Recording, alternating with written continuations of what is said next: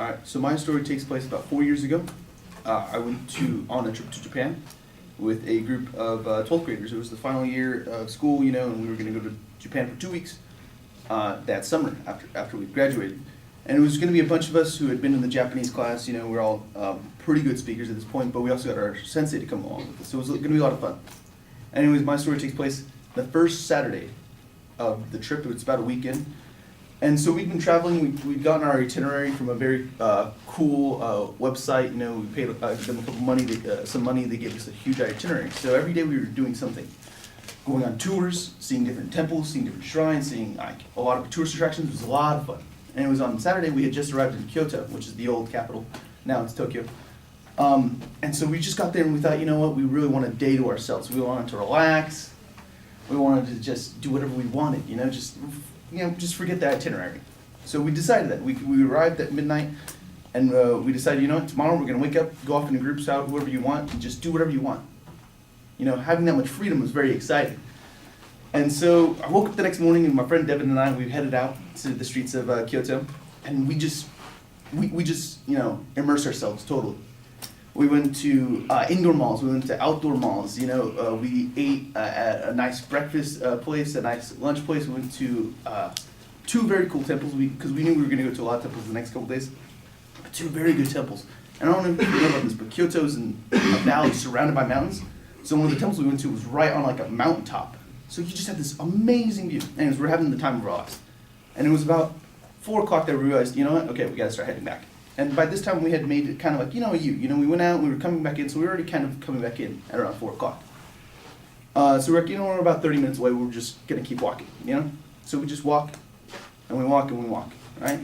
And lo and behold, we quickly realize we're lost, right? So we're in this foreign country, foreign town, we just got there, the night before, and we don't even know how to get back, right? So Devin and I were like, okay, what we need to do is we need to ask somebody about if they know where our hotel is, So we're like, okay, we got this, We've been training 4 years for this moment, right? So we go up to a very nice lady. She's like at her own little crepe shop, Crepes are huge up there. I don't know if you guys know. Crepes are huge. They love crepes. And so we go up to her and we ask her like, hey, can you help us? We think, of course, we're speaking Japanese. So like, hey, could you help us find our hotel? And she's like, yeah, what's the name of your hotel? And that's when our hearts sank a second time. We didn't catch the name of our hotel. So we thought, okay, well, that's lost cause. But we did know one thing. We knew the name of the restaurant we were going to go that night. Because the whole point is we were going to get back together at 5 o'clock and we were going to go to this very nice shabu shabu restaurant, which is kind of like Korean barbecue, right? You just cook your stuff. So we go around, we're just thinking, okay, we'll look for something big, we'll look for something like huge, because it's going to be this big Kyoto tower, right? But finally, I don't know if you know this, but people in Japan, they're not very tall. So I'm not a tall guy myself, but I can see clear over everyone's heads, just very clear. And I see a very tall person with blonde hair. I'm thinking, foreigner, haha, got my key. So we're gonna go talk to this foreigner. So we go to this foreigner, and I tap him on the shoulder. I'm like, hey, can you help us? Turns around, it's this guy in a very nice suit. He's Japanese, but I'm like, oh, he's blonde hair, whatever. Guy in a very nice suit, and I immediately think, this is bad. This is very bad. Because the second thing I see is the tattoos on his, underneath his shirt, right? So I'm thinking, okay, I've made a very big mistake. So I just apologize, okay? Say a very nice apology, goshiwaku gozaimasen.